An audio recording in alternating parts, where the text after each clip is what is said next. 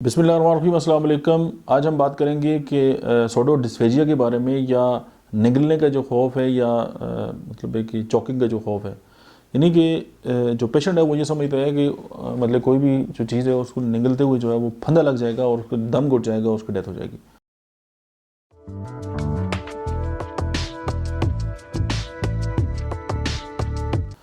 और उससे ये होता है कि वो सॉलिड चीज़ें जो है वो खाना छोड़ देता है, और बाद लोग जो है वो लिक्विड लेना भी जो है वो छोड़ देते हैं।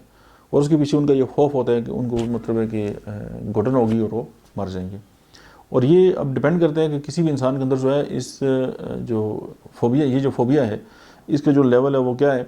कुछ लोग जो है वो लुब्रिकेंट मतलब है जो फूड है या कुछ इस तरह के जो खुराक है उसके छोटे छोटे टुकड़े करके उसको बड़ा माया और बड़ा मैश बड़ा उस तरह करके जो है वो इस्तेमाल करते हैं। और लेकिन ये खौफ जो है उनको दिन ब दिन जो है वो कमज़ोर करता रहता है। उसकी वजह कि उनकी जो प्रॉपर जो डाइट होती है वो रुक जाती है, जिसकी वजह से वो खौफ की वजह से जो है वो कुछ खा भी नहीं सकते। और ज़ाहिर है फिर जब कमज़ोर होते रहेंगे तो इम्यून सिस्टम कमज़ोर होगा और फिर ज़ाहिर है कोई भी बीमारी जो है उन पर अटैक कर सकती है। होम्योपैथिक अगर मेडिसिन की बात करें तो उसमें आर्सेनिक एल्बम जो है, लेक्सेस है, लाइसिन है, बप्टीशिया है, नक्स वोमिका है, ये जो दवाएं हैं उनके अंदर ये खौफ पाया जाता है। और इस तरह के अगर पेशेंट हैं तो आप इन अद्वियात की मदद से जो है उसका मसला ये हल कर सकते हैं।